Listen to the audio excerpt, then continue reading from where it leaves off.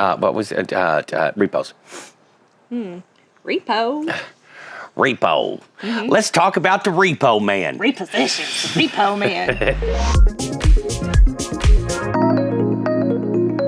Well, they gonna get you. They're gonna get you. They gonna get you. So, Scotty and I had a client recently, and I can't even say recently because we began working with this client nearly 3 years ago.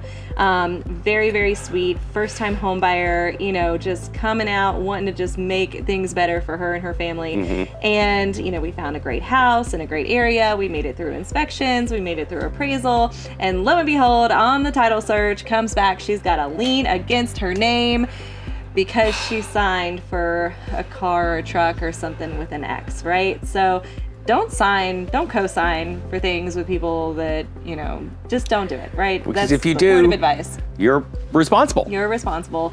And you know what? It yanked the rug right out from underneath her and left her and us in tears, hugging and consoling her because she was so close to the dream of homeownership and having a better place for her family and being able to have a home for her family.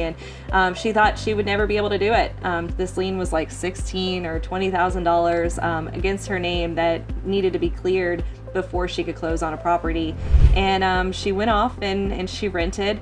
And then fast forward about a year or so later, our lender that was working with her called and said, hey, guess She's what? Ready. The guidelines have changed. Now the lenders and the title companies and things, they're not handling these liens the same way as they were before. They're not giving as much consideration or weight or whatever it was in the lending world to these liens. And it's going to make it possible for this buyer that we were working with to be able to buy. The lender already reached out to the client and said, hey, guess what? Got some good news. Then the lender reached out to us and said, hey, guess what? I've got some good news. And then we were like, oh my gosh, this is great news. And the buyer had just signed a year lease. So we waited nearly a year and we came out and we went home shopping and we found the right one. And it's we closed cutest, 2 weeks ago. 2 weeks ago. So cutest cute. Little house. She's so happy. And from going from I don't think I can ever buy a house, I don't think that this is ever going to be possible, to don't give up. I've got the keys and I'm moving in. Yeah, Everything's possible. Everything is possible. And, Scotty and I, we see a lot of crazy things in this business and we have a lot of high highs and low lows, but working with clients and getting to know their story and who they are and ultimately helping them to achieve their real estate goals, whatever that might be, buying or selling or investing.